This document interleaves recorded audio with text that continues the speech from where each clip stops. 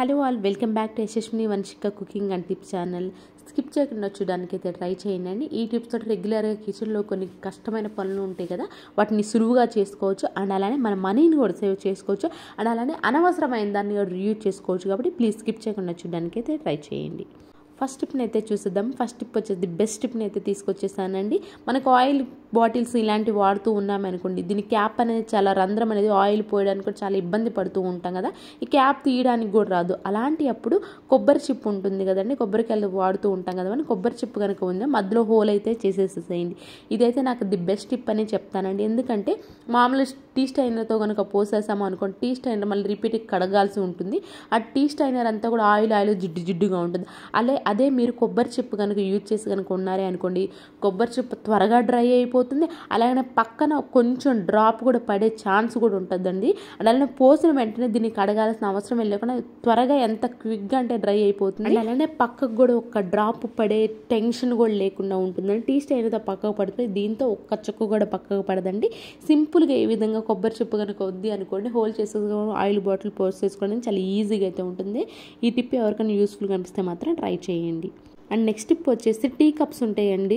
మనకి tea cups వాడుతూ ఉండగా ఏమవుతుందంటే ఈ విధంగా హ్యాండిల్ అనేది పగిలిపోతూ ఉంటుంది కదా, దీన్ని మన హ్యాండిల్ లేదు కాబట్టి పట్టుకోవడానికి కంఫర్ట్గా ఉండదు కాబట్టి పక్కన పడేస్తూ ఉంటాం. అయితే దీన్ని ఇప్పుడు రీయూజ్ ఎలా చేయాలో చూద్దామని, కొంతమంది ప్లాస్టిక్ పగిలిపోయిన టీ కప్స్ ఎలా వాడతాం అనుకున్న వాళ్ళు ఈ టిప్ని అయితే స్కిప్ చేయండి. ఎవరికైనా యూస్ఫుల్గా అనిపించి ఉంటే మాత్రం ఇది ట్రై చేయండి. దీని లోపల అంటే పోపు దినుసులు పెట్టుకోవడానికి నాకు ఈజీగా అయితే ఉందండి. అన్నింటి లోపల ఇలాంటి బాక్స్ పెద్దది నాకు ఉంది కాబట్టి నేను స్పెషల్గా పోపు బాక్స్ మనం కొంటూ ఉంటాంగా, అలా అవసరమే లేకుండా టీ కప్స్ పగిలిన వాటిలో ఉంటే ఈ విధంగా పెద్ద బాక్స్ కనుక ఉంది అనుకోండి, బాక్స్లో పెట్టేసుకొని మన టీ కప్స్ని మనం పోపు గింజల బాక్స్ లాగా అయితే ఉపయోగించుకోవచ్చు. అనవసరమైన దానిగా రీయూజ్ చేసుకోవచ్చు. అండ్ నెక్స్ట్ టిప్ వచ్చేసి పిల్లలు కొత్త ఫ్రాక్ అయినా కానీ జిప్స్ కొన్నిసార్లు ఏమవుతుందో స్టక్ అవుతూ ఉంటాయి. మనం గట్టిగా పట్టి లాగాము అనుకోండి, మనకి జిప్ ఫెయిల్ అయ్యే ఛాన్స్ కూడా ఉంటుంది కదా. అలా కాకుండా మనకి జిప్ ఫెయిల్ అవ్వకుండా మనకి స్టక్ అవ్వకుండా ఉండాలి అని అనుకుంటే మాత్రం ఈ విధంగా వ్యాజ్లిన్ కానివ్వండి, లేదు అంటే మాయిశ్చరైజర్ ఉంటుంది కదండి, మాయిశ్చరైజర్ ఏదైతే జిప్ మీకు స్టక్ అవుతూ ఉంటుందో ఆ ప్లేస్లో కనుక అప్లై చేసేసి ఆ తర్వాత పైకి కింద 2-3 టైమ్స్ అన్నామే అనుకోండి, మనకి జిప్ ఫెయిల్ అయ్యకుండా చాలా ఈజీ మూమెంట్ అయితే ఉంటుంది. ఏ జిప్స్ అనేది ఈ విధంగా అయితే ట్రై చేయొచ్చు. అండ్ నెక్స్ట్ టిప్ వచ్చేసి కొన్నిసార్లు ఛార్జర్ వైర్లు ఏముంటుంది ఈ విధంగా అంతా బాగానే ఉంటుందండి. ఈ విధంగా స్టార్టింగ్లో కానీ మధ్యలో కొంచెం అంటే కొంచెం పోతూ ఉంటుంది. దీనివల్ల అలాగే వదిలేసండి ఎక్కువ అవుతుంది. అండ్ అలాగే మనకి ఏంటంటే కరెంట్ షాక్ కొట్టే ఛాన్స్ కూడా ఉంటుంది. అలాంటప్పుడు సింపుల్గా మన ఇంట్లో ఉన్న వాటితోటి ఎలా మనకు వైర్ని కంప్లీట్ చేసుకోవాలో చూద్దామని, ఆ గ్యాప్ అనేది కనిపించకుండా దానికోసం బాటిల్స్ క్యాప్స్ ఉంటాయి కదండి, బాటిల్ క్యాప్ని మనం కొంచెం వేడి చేసామనుకొని చాలా జాగ్రత్తగా అండి ఇక్కడ పాత చాకుని అయితే తీసేసుకున్నాను. ఎక్కడైతే మనకు వైరు ఎక్కడైతే కొంచెం గ్యాప్ వచ్చిందో ఆ ప్లేస్లో ఏదైతే ప్లాస్టిక్ ఉందో దాన్ని పెట్టేసి కొంచెం చల్లారిన తర్వాత చేత్తో కనుక ఒత్తేసామనుకోండి, మనకు వైర్ ఎక్కడ మనకి బ్రేక్ అయిందో మధ్యలో కనిపించకుండా అయితే ఉంటుంది.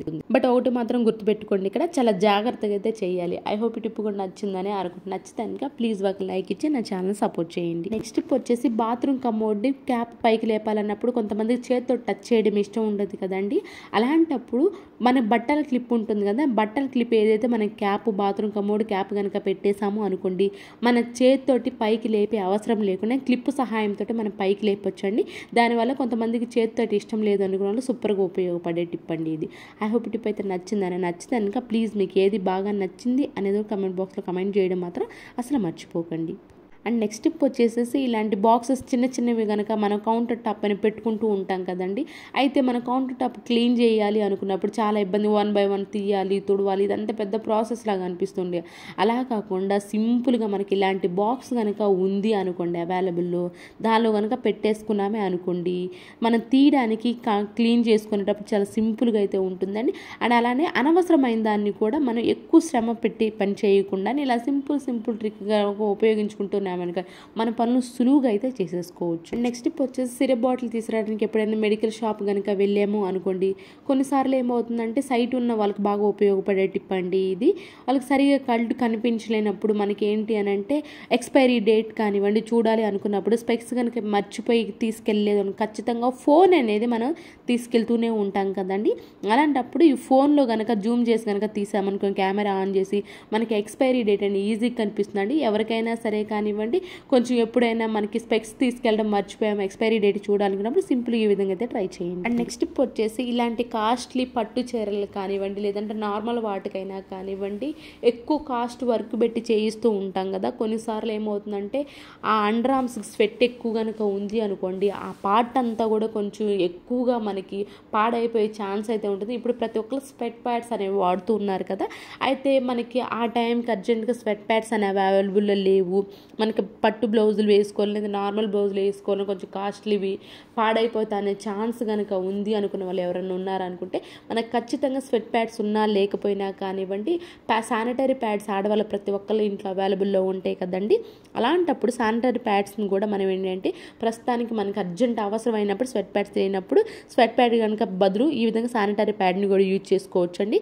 దీనివల్ల కూడా మనకి స్వెట్ అనేది ఖచ్చితంగా ఆ బ్లౌజ్కి అనేది అంటకుండా అయితే ఉంటుంది. ఎవరికైనా యూస్ఫుల్గా అనిపిస్తే ట్రై చేయండి. స్వెట్ ప్యాడ్స్ లేనప్పుడు ఖచ్చితంగా వర్క్ అవుతుంది ఈ టిప్ అనేది.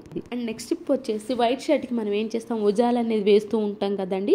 ఉజాల మనం వేసేయాలి అనుకున్నప్పుడు మన చేతికి అంటా కూడా ఉజాల అంటుతూ ఉంటుంది. మన చేతికి అంటుకుందా షర్ట్కి మాత్రమే అంటుకోవాలి. అండ్ అలానే వేసిన షర్ట్ ప్రతి మొత్తం కొన్నిసార్లు ఏమైతే అక్కడక్కడ డాట్స్ లాగా పడుతూ ఉంటుంది. అలా జరగకుండా ఉండాలంటే ముందు సాల్ట్ వేసేసి ఆ తర్వాత ఉజాల ఎంతైతే మీరు డ్రాప్స్ వేయాలని అది వేసేసి బాగా కలిపేసాను. చూడండి నా చేతికి కొంచెం కూడా అంటలేదు. ఎవరైనా ఉజాల పెట్టుకోవాలన్నప్పుడు చేతికి అంటుతుంది అనుకో ముందు సాల్ట్ వేసేసి బాగా కలిపేసి ఆ తర్వాత కనుక పెట్టేసారు మన చేతికి కొంచెం కూడా అంటుకోకుండా అంటే. అండ్ అలానే ఈ వాటిని అనవసరంగా కింద పడేయకుండా బాత్రూమ్ కమోడ్లో కనుక పోసేసాము అనుకోండి, బాత్రూమ్ కమోడ్ కూడా మంచి వైట్గా ఉన్నవి మంచి కలర్ అయితే వస్తాయండి. ఇప్పుడు ఎల్లో మరకలుగా ఉన్నప్పుడు కూడా ఉజాల వేసి మీరు క్లీన్ చేయండి, ఖచ్చితంగా మనకి ఆ వైట్ అనేది మార్బుల్ వైట్ అనేది మంచి షైనింగ్ అయితే కనిపిస్తుంటుంది. అండ్ నెక్స్ట్ టిప్ వచ్చేసి నెయిల్ పాలిష్ వేసుకున్నప్పుడు డైరెక్ట్గా ఒక ఫింగర్ టచ్ అవ్వకుండా నీట్గా రావాలి అని అనుకుంటే మాత్రం మన క్లిప్స్ ఉంటాయి కదండి, ఆ క్లిప్స్ని కనుక పెట్టేసుకొని ఫింగర్కి మధ్యలో పెట్టేసుకొని ఆ తర్వాత నెయిల్ పాలిష్ కనుక వేసేసుకున్నామే అనుకోండి, మనకి ఒకదానికి టచ్ అవ్వకుండా చివరికి కూడా సూపర్గా అయితే వస్తుంది నెయిల్ పాలిష్ అనేది. అండ్ నెక్స్ట్ టిప్ వచ్చేసి సింక్ ఏంటంటే నైట్ ముఖ్యంగా ఈ విధంగా తడి కనుక ఉంచేసాము అనుకోండి, మనకి ఎక్కువ తడి ఉండటం వల్ల కూడా నైట్ అలానే వదిలేసినా కానివ్వండి కొంచెం స్మెల్ అనేది వస్తుంది, పాచి కూడా ఎక్కువ పడుతూ ఉంటుంది కదండి. అలాంటప్పుడు స్మెల్ ఎక్కువ రాకుండా చిన్న మనకి సింక్ ద్వారా కొన్నిసార్లు బొద్దింకులు కూడా ఎక్కువ వచ్చే ఛాన్స్ ఉంటాయి, అలాగే పాచి కూడా ఎక్కువ పడుతుంటుంది. అలాంటప్పుడు మనకి తడి అనేది లేకుండా మొత్తం పొడి క్లాత్ తుడిచేసాను. ఆ తర్వాత వెనిగర్ ఉంటుంది కదండి, వెనిగర్ వేసేసేసి మొత్తం విధంగా పాత బ్రష్ ఏదైనా ఉంది అనుకోండి, పాత బ్రష్ అంతటికి మొత్తం అప్లై చేసేది సింక్. కొన్నిసార్లు ఏమవుతుందో నాన్ వెజ్ కడిగినా కానీ ముఖ్యంగా ప్రాన్స్ కడిగినా కొంచెం స్మెల్ ఎక్కువ వస్తుంది.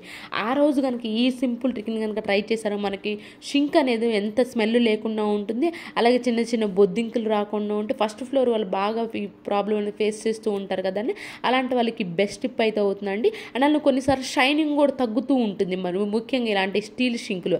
అలాంటప్పుడు ఈ వెనిగర్తో కూడా క్లీన్ చేసినా కానివ్వండి మంచి షైనింగ్ అయితే ఉంటుందండి. దానికోసం న్యూస్ పేపర్ ఉంటుంది కదా, ఏదైతే ముందుగానే మనం వెనిగర్ అప్లై చేసేసామో ఒక అరగంట పాటు వదిలేసండి. ఆ తర్వాత న్యూస్ పేపర్తో కనుక ఈ విధంగా రుద్దేశాము అనుకోండి, ఎలాంటి స్టీల్ స్క్రబ్బర్ అవసరం లేకుండానే మనకి షింక్ అంతా నీట్గా ఉంటుంది, అలాగే మంచి షైనింగ్ కొత్త దానిలో అయితే ఉంటుంది. అండ్ నెక్స్ట్ టిప్ వచ్చేసి వైట్ షాక్స్లు కనుక ఉన్నాయి అనుకోండి, పిల్లలు వేసుకున్నప్పుడు మంచిగానే ఉంటాయి, లేకపోతే స్కూల్ నుంచి రాగానే ఈ విధంగా కొంచెం వైట్ మొత్తం మారిపోతూ ఉంటుంది. మనం ఎంత రెగ్యులర్గా వాష్ చేసినా కొంచెం డల్ షేడ్ అనేది కనిపిస్తూ ఉంటుంది. అలాంటప్పుడు కొంచెం హైడ్రోజన్ పెరాక్సైడ్ అనేది ఉంటుందండి, మనకి అవైలబుల్లో ఉంటుంది. ఆ హైడ్రోజన్ పెరాక్సైడ్ని హాట్ వాటర్లో వేసేసి మనకి సర్ఫ్ కానివ్వండి లేదంటే లిక్విడ్ కానీ వేసేసి ఒక గంట సేపు నానబెట్టేసి తర్వాత చేతితో వాష్ చేసామనుకోండి, ఎంత వైట్ సాక్స్లనే కాదండి ఏదైనా సరే వైట్ది హైడ్రోజన్ పెరాక్సైడ్ కనుక వాష్ చేసామనుకోండి మనం నీట్గా అయితే ఉంటాయి, బట్టలు అనేవి మంచి వైట్ షైనింగ్ అయితే కనిపిస్తూ ఉంటాయి. ఇవేనండి ఈరోజు టిప్స్ ట్రిక్స్. యూస్ఫుల్గా అనిపించి ఉంటే మాత్రం ఈ టిప్స్ అన్ని ఒకసారి ట్రై చేయండి. ఏది మీకు బాగా నచ్చింది అనేది కామెంట్ బాక్స్లో కామెంట్ చేయండి, లైక్ చేయండి, షేర్ చేయండి, సబ్స్క్రైబ్ చేసుకోవడం మాత్రం అస్సలు మర్చిపోకుండా. రేపటి వీడియోలో మంచి టిప్స్ మళ్ళీ మీ ముందుకు వస్తాను. Thank you so much for ever watching.